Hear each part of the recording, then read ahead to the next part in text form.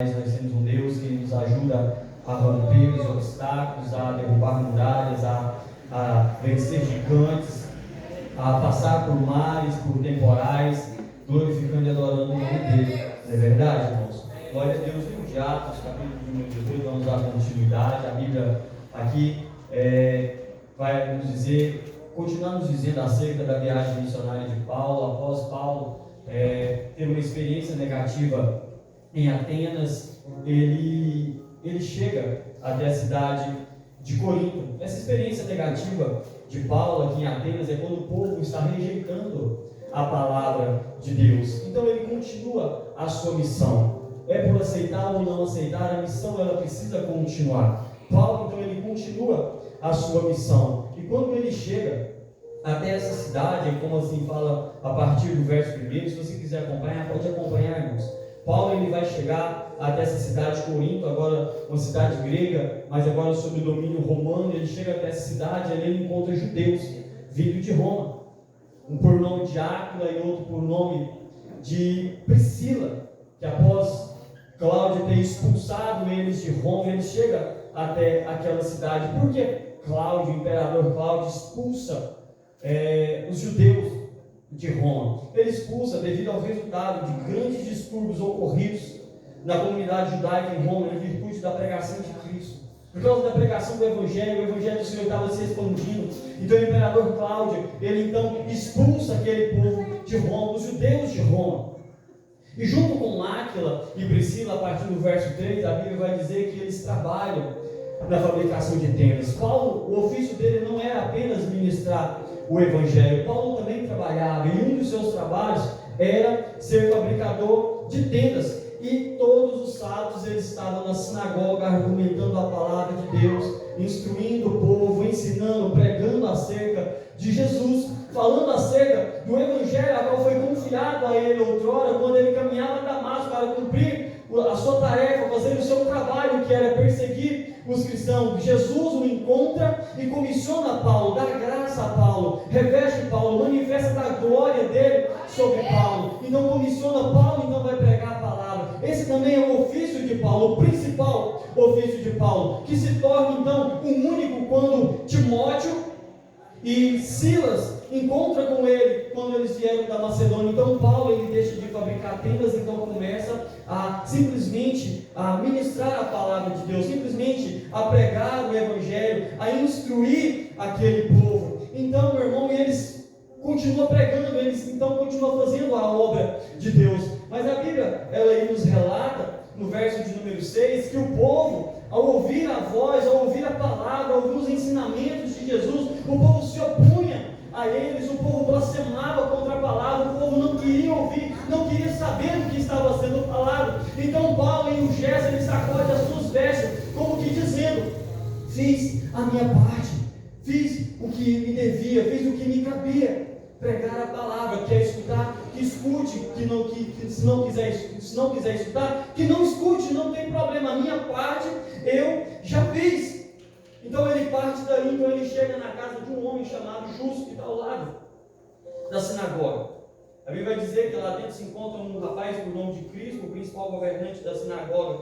Ele creu, ao ouvir a palavra do Senhor, ele creu. Então, se a gente for observar na nossa caminhada, muitas pessoas irão ouvir esse Evangelho, irão ouvir você pregar, irão ouvir você falar de Cristo, mas alguns irão crer, outros não irão crer. Por aqueles que não creem, eu não posso parar a minha caminhada. Pela pessoa não ouvir, não querer me ouvir, não querer atender a minha pregação, não querer Jesus Cristo, eu não posso parar a minha caminhada, eu tenho que continuar, porque se um não quer, tem outro que quer. Então Paulo vai na sinagoga, prega, o povo não quer ouvir. Então Paulo vai à casa de um homem chamado Justo, lá ele prega a palavra, todos aqueles que estavam ali dentro crê, e o nome do Senhor é adorado, e ali mesmo eles foram batizados para a honra e a glória do nome de Deus.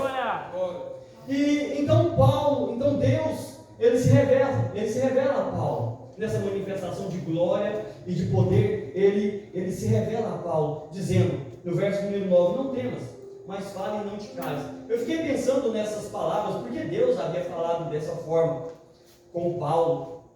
Eu fiquei pensando mais porque eu creio que Paulo temeu.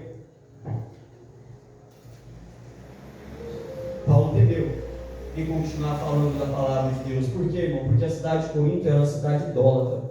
Era um povo que era pecador, era um povo obstinado ao pecado. Era um povo que honrava em seus jogos o Deus deles, Poseidon, Deus do mar, e venerava também Apolo, filho de Zeus, que na mitologia grega é conhecido como Deus dos céus e do raio e do trovão. Eu fico pensando, Paulo com medo de pregar, mas Deus o conforta, Deus o comissiona, Deus dá uma direção para Paulo, dizendo: olha, Paulo, não cala, continua falando, porque eu sou contigo. E hoje a gente vê, na pregação do Evangelho no mundo, pessoas que têm se calado por confrontar o pecado, por ter medo de magoar alguém, magoar pessoas. Irmão, diante da palavra do Senhor, eu tenho uma autoridade para poder pregar o Evangelho, confrontar o pecado que a pessoa vive. Eu não posso apontar o pecador, mas eu posso confrontar o pecado que a pessoa está vivendo. Diante da palavra de Deus, eu tenho essa autoridade.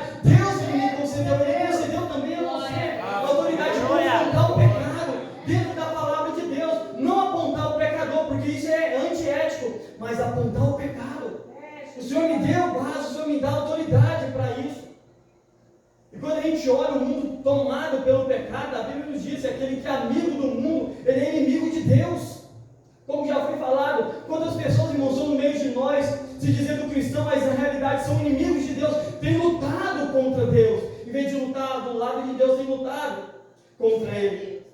Então Paulo, ele continua, ele não se cala, ele continua pregando e ensinando ousadamente a palavra do Senhor e causa revolta. A Bíblia vai dizer que vários judeus se opõem a ele. Dentro daquela cidade, vários judeus se opõem àquele homem e os leva ao tribunal, sendo Galio governador de Acaia, dizendo que Paulo, diz a ele que Paulo, ele estava ensinando o povo a adorar a Deus de uma forma contrária à lei. E Galio, ele proferiu não interferir naquela situação, ele fez vista grossa naquela situação. Ele preferiu não punir a Paulo. Então Sóstenes, aí como a Bíblia nos fala, aí no verso número 17, um líder da sinagoga, ele também revoltou porque ele se recusou a punir Paulo. Não quis punir Paulo de alguma forma. Então o povo, os judeus, se revoltaram com Sóstenes e por tentar chamar a atenção de Gaio para que ele pudesse resolver aquela situação, ele pega Sóstenes e espanca ele ali mesmo. E eu observando e meditando muito nessa passagem, veja que um problema, ele gera outro problema. Muitas vezes isso acontece, irmão, quando eu faço vista grossa de um problema, quando eu adio a resolução de um problema, e esse adiamento, ele vai gerando mais transtorno, e cada vez mais transtorno, e cada vez mais transtorno. Se eu não me dar um ponto final no problema, amanhã surgirá outro problema a partir desse problema, a qual eu não resolvi. Então, se eu tenho que conversar com uma pessoa, converso antes, conversa logo, o mais rápido possível, põe um fim numa história para que esse problema ele não gere um outro problema maior ainda. A gente continua dizendo, a Bíblia nos diz que depois disso Paulo ele navega para a Síria, levando consigo Áquila e Priscila, pregando em Éfeso.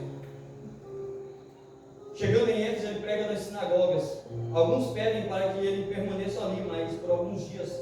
Mas ele vê a necessidade de retornar a Jerusalém para celebrar a festa vindoura. Passando pelas cidades, da qual ele havia ministrado, fundado as igrejas, reafirmando e fortalecendo os irmãos na fé. Depois de passar por Antioquia, por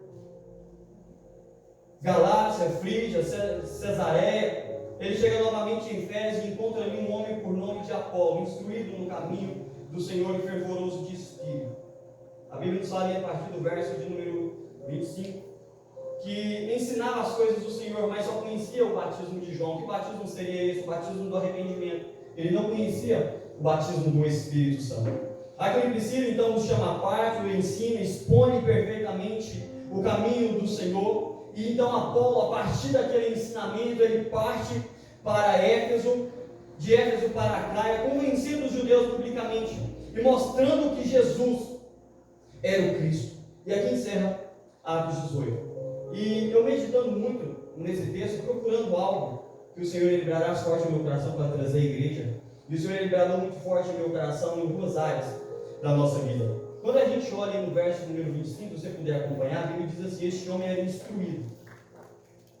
Quando a gente vai falar sobre a palavra de Deus, quando a gente vai ler a Bíblia, muitas pessoas acreditam que essa palavra ela abrange apenas o lado espiritual. Mas quando a gente olha para essa palavra, a gente encontra conteúdos para a nossa inspiração, a gente encontra conteúdo para a nossa vida espiritual. Só que a Bíblia abrange muito mais que isso. Se você quer levar um casamento abençoado, você encontra na Bíblia. Se você quer educar os seus filhos, ensinar os seus filhos, você encontra na Bíblia. Se você quer se tornar um empresário de sucesso, você encontra na Bíblia. Se você quer ser um funcionário de sucesso, você encontra na Bíblia. Se você quer aprender a gerir os seus negócios, você encontra na Bíblia. Se você quer administrar muito bem, cuidar das suas finanças, também a Bíblia, ela te ensina. Então ela engloba todas as áreas da nossa vida. As pessoas pegam a Bíblia simplesmente no âmbito espiritual, mas ela é muito mais do que isso. Se eu colocar ela em prática na minha vida, todas as áreas da minha vida, elas serão abençoadas. Porque isso é o desejo de Deus.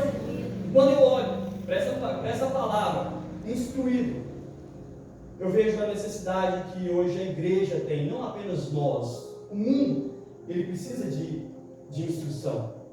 Quando a Bíblia nos diz aqui acerca de Apolo, que ele era instruído no caminho de Deus, porém ele não sabia de tudo.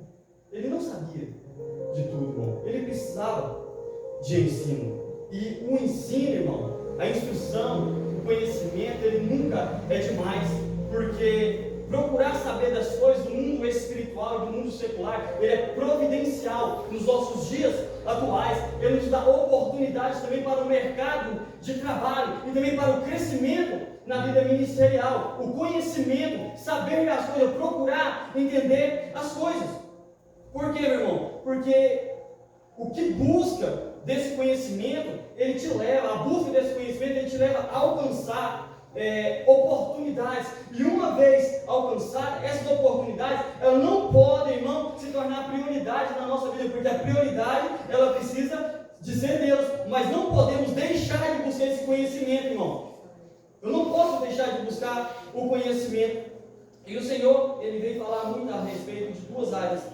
Que a primeira área que eu preciso buscar na minha vida é o conhecimento minha área espiritual. A busca do conhecimento me leva a subir de degraus ministerialmente. Um obreiro que sabe usar bem a sua ferramenta, meu irmão, ele obtém oportunidades. Deus o colocará em lugares providenciais para a sua obra. Você, irmão, eu meditando, se você quiser, você pode abrir lá em Ezequiel 47. Mas ainda meditando, o Senhor me levou à memória essa palavra que Deus dá a Ezequiel. Deus revela a Ezequiel quando ele coloca ele diante de águas e na mão um cordel, e ele medindo a cada 1000 povos, ele media, e Ezequiel olhava, as águas davam no tornozelo, na segunda medida as águas davam no joelho, a terceira medida as águas davam no seu lombo, a quarta medida não se pode passar, porque as águas já são profundas. O que eu entendo com isso, irmão? Chega um momento da minha caminhada que a água no meu tornozelo, ela basta, ela é suficiente. Mas na medida que eu caminho, na minha caminhada de fé, na minha caminhada com Deus, na medida que eu caminho, a água no tornozelo já não é mais suficiente, eu preciso das águas dos meus joelhos. Na medida que eu caminho, já não são mais suficientes as águas do meu joelho, mas sim também dos meus lombos. Mas na medida que eu continuo caminhando, as águas dos meus lombos já não são mais suficientes, eu vou precisar de profundidade. Eu preciso ser profundo na mensagem do Evangelho, na minha caminhada com Deus. Eu fiquei observando, analisando acerca sobre a graça de Deus. A gente fala muito sobre andar na graça e no conhecimento. Mas tem pessoas que querem até chegar lá, se tornarem ministros da palavra, pastores, missionários, sem buscar uma qualificação, sem buscar profundidade. Não buscam conhecer, não buscam saber, não buscam entender. Simplesmente pegam o microfone, oram a Deus, oram. Irmão, nem sempre isso é tudo. É providencial, é necessário, mas eu preciso também conhecer, eu preciso estudar, eu preciso me informar, eu preciso saber, eu preciso buscar as coisas, eu preciso saber das coisas, porque eu preciso irmão, ser o ministro da palavra é muito mais do que eu pegar o microfone. Meu irmão, eu estou ensinando, é quase que um professor. Eu preciso buscar de instrução. Meu Deus. Quando a Bíblia nos diz, irmão, aí no 2 Pedro, capítulo 3, versículo 18, ele diz: crescer na graça e no conhecimento. Então há situação, irmão, que é só pela graça, e a outra situação, irmão, que é só pelo conhecimento. Mas a situação, irmão, que tem que ser as duas coisas, tem que haver equilíbrio. Só a graça não basta, eu preciso de conhecimento. Se só a graça bastasse, Deus não tinha chamado Paulo. Deus não tinha chamado Paulo se só a graça bastasse, porque Paulo, ele tinha conhecimento, ele era instruído, ele era fariseu, mas ele não tinha a graça de Deus, ele tinha instrução.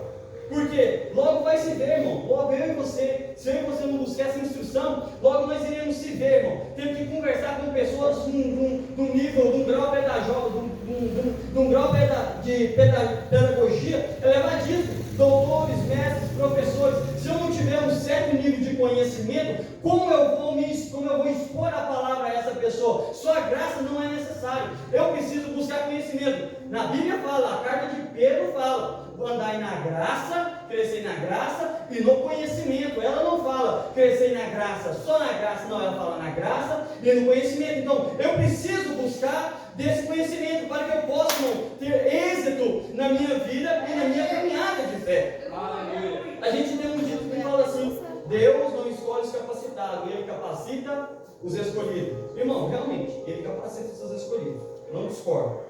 Mas também Ele escolhe sim seus capacitados, porque Paulo, ele era capacitado. Paulo, ele era capacitado, ele só não tinha graça. Mas Deus, ele precisava de alguém com essa formação, com esse cunho teológico, para poder pregar a palavra. Você já se imaginou, irmão Pedro? Assim como nós já vemos aí em Atos, nos últimos capítulos de Atos, Pedro, no lugar de Paulo, pregando para doutores em Atenas. Pedro pregando, Pedro um pescador, pregando para doutores, para mestres em Atenas.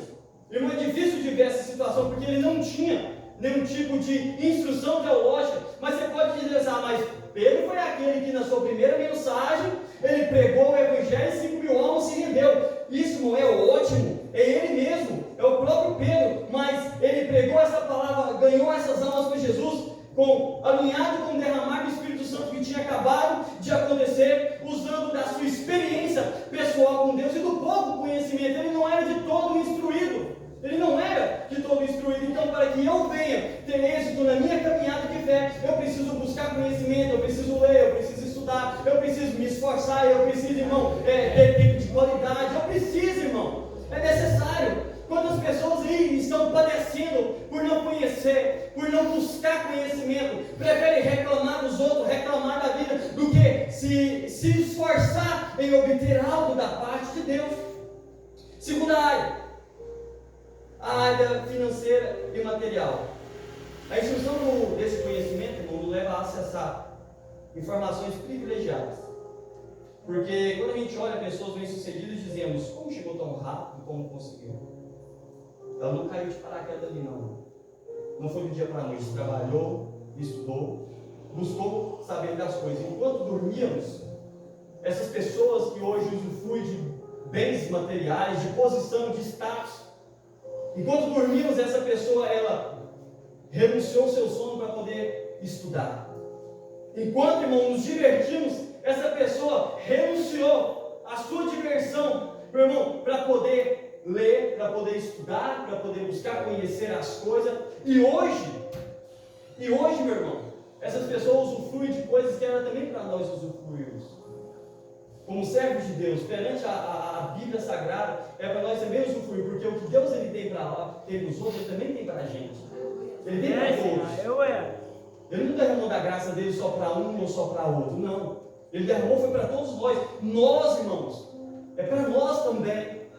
Quando a gente olha naquela passagem que fala sobre as parábolas do talento, onde o seu patrão dá os talentos para os seus funcionários, para que eles granjeiem, para que eles multipliquem, a Bíblia nos diz que eles granjearam, só que havia um deles que enterrou o seu talento. O patrão chega, pergunta e fala assim: cadê os talentos? Cadê aquilo que eu dei para vocês? A Bíblia diz que um deles chega e fala assim: olha, fiquei com medo do Senhor e eu enterrei. um talento, então aqui de volta ele pega aquele talento, aquele único talento que ele tinha e dá para aquele que havia multiplicado. Por isso, irmão, nesse mundo há pessoas bem-sucedidas e outras não. Há casos e casos. Porque tem gente no mundo que era para ser patrão, tem gente, irmão, dentro da igreja que era para ser patrão e hoje é empregado. Pois pegou seu talento e entregou. O que você tem feito com aquilo que Deus te deu? O dom que Deus te deu. Com aquilo que Deus te presenteou. Deus te deu o dom. Quando a gente fala de dom, a gente não fala só apenas no âmbito espiritual. As pessoas, por um fato de estar dentro da igreja, gritar, Deus deu o dom para pregar, para cantar. Não apenas isso, irmão, mas Deus deu um dom para você. Deus te deu a condição de cozinhar. Deus te deu a condição de ser professor. Aqui tem cozinheiro, aqui tem professor, aqui tem vendedores. Deus deu talento para todos nós. O que você tem feito com aquilo que Deus te deu? Tem feito com que isso se multiplicasse? Ou você enterrou? O Senhor ele falava ao meu coração. Tem muita gente, irmão, à nossa volta, fazendo o que era para nós fazer, e está fazendo. Era para mim fazer, era para você fazer, e está fazendo. E nós, irmão, estamos vivendo de empregado nos nossos próprios sonhos. É para a gente, irmão, ter sucesso nessa caminhada. É para nós, irmão, estar muito longe de onde nós estamos. Mas estamos parados, irmão. Estamos parados porque enterramos o que Deus nos deu. E o Senhor não nos chamou, irmão, para manter uma vida de talentos enterrada. Por isso, irmão, que Deus pega aquilo, irmão, que era para você e dá para o outro. E dá para o outro. Por que dá para o outro, irmão? Porque você temos preguiça, não temos coragem. Prefere dormir demais do que passar uma noite em claro orando, prefere dormir do que passar uma noite em claro lendo a Bíblia, estudando as Escrituras Sagradas, buscando conhecer, ler bons livros, para poder alcançar algo no mercado. Porque hoje, irmão, o mercado ele é disputado, o mercado de trabalho ele é disputado. A gente olha, vê jornais dizendo, olha, a vaga de emprego, tantas nessa. Está faltando emprego, irmão. Não está faltando emprego, está faltando gente qualificada para o emprego. Pessoas que preferem reclamar da vida, reclamar da situação, falar mal do outro que está conseguindo. Muito mais não viu que a pessoa renunciou a muitas coisas para poder estar onde está. E a gente, como cristão, olha para a vida do ímpio, ainda deseja a vida do ímpio, mas não deseja se esforçar como o ímpio se esforça. Não deseja se esforçar como o ímpio se esforça. Não levanta de madrugada, não ora, não busca, não procura saber, não estuda, não lê, mas depois quando chega durante o dia, vê o cara andando de carro bom, tem uma conta confortável, sentando em uma praça para poder lanchar com a família. Meu irmão, usufruir de coisa boa, mas prefere reclamar, fazer onde já está, mas não viu que levantou de madrugada, não viu que tentou para estudar, não viu. Ninguém viu isso. Aí prefere conquistar a vida do ímpio. Mas o ímpio, ele, quando chegar o último dia, ele vai ter o que merece, né, irmãos? Porque a salvação é para aqueles que servem ao Senhor. Mas e você na face dessa terra, irmão? Você pode até alcançar a salvação, mas você vai viver uma vida mendigando? Vamos viver uma vida mendigando? Vamos viver dessa forma, irmão? Deus, ele tem salvação para nós, mas Ele também quer que você coma do melhor dessa terra. Ele quer que você viva uma vida plena, uma vida abençoada sobre a face dessa terra, que não te falte nada, assim. Deus, Ele provê na nossa vida, irmão. Mas quantos de nós, irmão, quer viver sem a provisão de Deus, mas quer ter uma vida também confortável, sem depender de algo, sem depender de alguma coisa, poder olhar na conta e ter dinheiro para poder abastecer o seu celeiro? As pessoas não lutam, não se esforçam, preferem falar do outro lá fora. Porque ele está conquistando. Por quê? Irmão, o Senhor me deu até uma ilustração. Suponha que eu e você, nós estamos caminhando. Ali de fora, ali está a nossa vitória. Só que aqui tem um buraco enorme. Grande, irmão. Imagina comigo, aqui dentro aqui tem um buraco enorme. E você só consegue chegar do lado de lá se você atravessar esse buraco. Mas se você olhar para o seu lado direito, tem uma árvore enorme e um machado. E se você olhar para o seu lado esquerdo, tem a sua casa, o conforto do seu lar. E aí, o que você vai fazer? O que você faz? Você vai para o conforto da tua casa, reclamar do buraco, ou você vai derrubar a árvore, construir uma ponte e atravessar por ela? Quem é você nesse cenário? Quem sou eu? Quem somos nós? Irmão, no mundo que nós estamos vivendo, há 3 tipos de pessoas. Há aquela pessoa que vai para casa reclamar do buraco. Há aquela pessoa, meu irmão, que até começa a derrubar a árvore, mas devido ao peso do machado, dá calo na mão, começa a sangrar, dói, e ele desiste e para.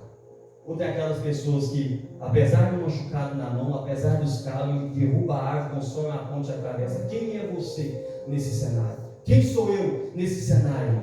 Sou eu aquele que vai para casa reclamar do buraco enorme na frente? Ou eu vou lutar para poder derrubar a árvore, construir uma ponte e chegar do lado de lá e alcançar aquilo que Deus tem para mim? Quem é você nesse cenário? Quem somos nós, irmão? Deus ele te chama, irmão, para esse ano ser um ano de profundidade. Deus te chama, irmão, para um ano que você possa ser mais profundo na presença dele. Ele te convida a você buscar estratégias para você alcançar aquilo que Deus ele tem para a sua vida. Quantas pessoas, irmão, estão se acomodadas? Tem gente, irmão, que Deus está removendo do lugar. Não é porque foi mandado embora, não é porque foi despedido, não é porque mudou de cidade ou porque mudou de igreja. Não, Deus está tirando do conforto para dar coisa grande para ele. Deus está tirando do lugar para poder abençoar ele de uma forma extraordinária, porque se acomodou com aquilo, se acomodou com a situação, tem capacidade para alcançar mais, tem condição de chegar além, mas se acomodou, não quer sair do lugar, está estagnado, está parado, e Deus começa a mover. Porque Deus move? Porque Deus tem coisa grande para ele, Deus tem coisa grande para a gente, mas eu preciso, meu irmão, eu preciso observar, o buraco está aí, está grande, uma crise ela é enorme. Tem pessoas que preferem, meu irmão, reclamar da crise que está dentro de casa, mas não se reinventa, não faz nada para mudar de estratégia, para poder alcançar algo novo. E Deus te chama para um mundo de profundidade. Deus te chama a ver algo novo na presença dele, e também no mercado de trabalho, e também dentro da tua casa, e também no teu trabalho, não apenas dentro da igreja. A gente, meu irmão, coloca tudo em uma bolha, é só dentro da igreja. Não, irmão, Deus ele tem para você aqui, mas ele também tem lá fora. Ele tem bênçãos espirituais para você aqui, mas ele tem bênção para você material também lá fora. Não é só aqui não, irmão. Aqui depende muito lá fora, demanda muito lá de fora. Porque quando eu estou bem com Deus, umas outras coisas lá fora estão bem. Porque assim fala a palavra, irmão. Buscai primeiro de Deus a sua justiça, e as demais coisas vos serão acrescentadas. Então demanda muito o meu estar bem com Deus, o meu caminhar com Deus, para que eu possa alcançar outras coisas lá fora. Mas é só o fato, irmão, de eu chegar a buscar Deus, Senhor, e Deus vai me abençoar, irmão. Se eu não procurar um meio, uma forma de melhorar também lá fora, Deus ele não vai descer dinheiro do céu, não. Não vai. Eu busco o reino, Deus ele vai prover. Mas se você não trabalhar, se você não arregaçar as mãos, se você não for, se você não batalhar, não alcança, não consegue, não constrói, não vive. Vive a vida de que forma? Reclamando. Quantas e quantas pessoas têm entrado e saído de igreja, ouvindo a palavra de Deus, ouvindo, irmão, os ensinamentos da palavra do Senhor, mas não tem vivido conforme essa palavra, e tem preferido reclamar, não luta, não esforça, do que se esforçar e ser abençoado. Parece que o que tem já está bom. Não, irmão, Deus ele quer mais para você, ele quer mais para você. O que o olho não viu, o ouvido não ouviu e não subiu o coração do homem, é o que Deus tem preparado para você. Você consegue entender a dimensão dessa palavra? Você consegue entender, irmão, a dimensão dessa mensagem? O que você não viu, o que você não ouviu e nem subiu no teu coração, que Deus tem preparado para você. Você pode ter projetado algo grande para você nesse ano de 2023 e na continuação da sua vida, mas o que Deus tem para você é muito mais melhor daquilo que você imaginou. Você pode dizer, mas se eu tivesse algo, se eu tivesse uma casa boa, isso seria muito bom. Se eu tivesse um carro bom, seria ótimo, mas o que Deus tem é muito melhor. É muito melhor. Mas é preciso que eu e você nos movemos. Pergunta para esse irmão que está do teu lado aí, quem é você nesse cenário? Vai derrubar? Ou vai reclamar? Fala para esse irmão que está do teu lado de novo assim, derrubar a árvore. Derrubar a árvore, irmãos. Construa a ponte. Construa a ponte, irmão. É através do lado de lá e receba aquilo que Deus tem para a sua vida. É espiritual, irmão, é material, é financeiro. Vamos parar de ficar olhando a vida do outro porque tem conseguido, irmão. Faça você também sua parte, viva também da mesma forma, ou até mais melhor. Fique de pé em nome do Senhor Jesus.